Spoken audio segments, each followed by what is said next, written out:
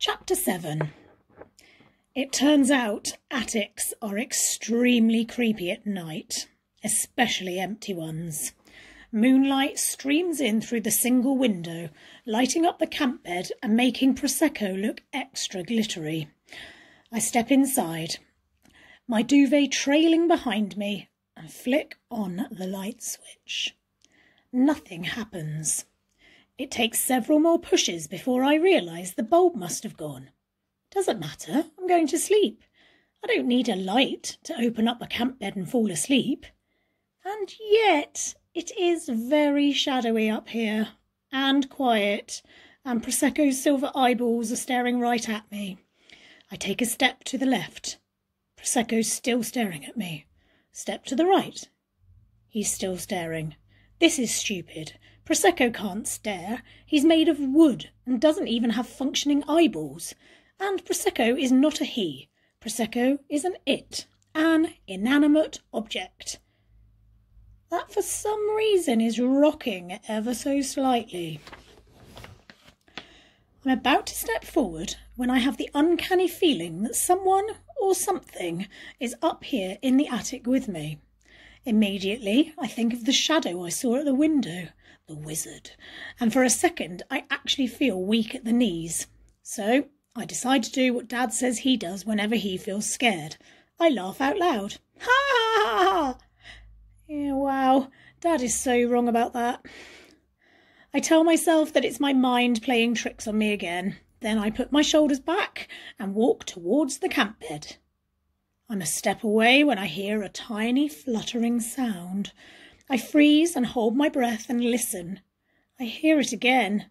It sounds like wings brushing against something, and wings remind me of the map and of the wild-looking face grinning at me from the window of the crow's nest. Crowkey! I've thought a lot about Crowkey since I found the map.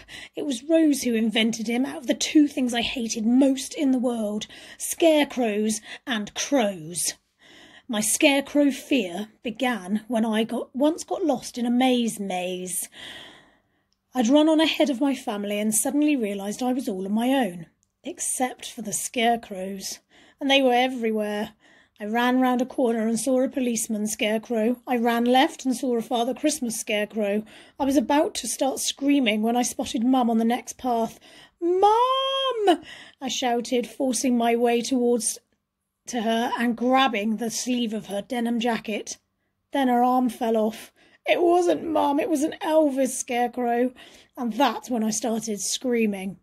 I swear to this day that their jackets were identical. I'd have probably got over the scarecrow thing if, later in the day, Rose hadn't thought it would be funny to feed some birds by sprinkling crumbs in my hair. A crow landed on my head and got a bit stuck, and the next time we were in Grandad's attic, Rose came up with Crowkey. She could do his voice really well, all scratchy and wicked.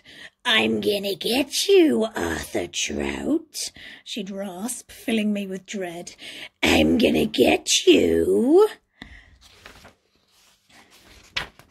And it's exactly that dread I'm feeling right now, as I stand as still as possible, hardly daring to breathe, listening to every sound. A pipe gurgles. The window rattles in its frame.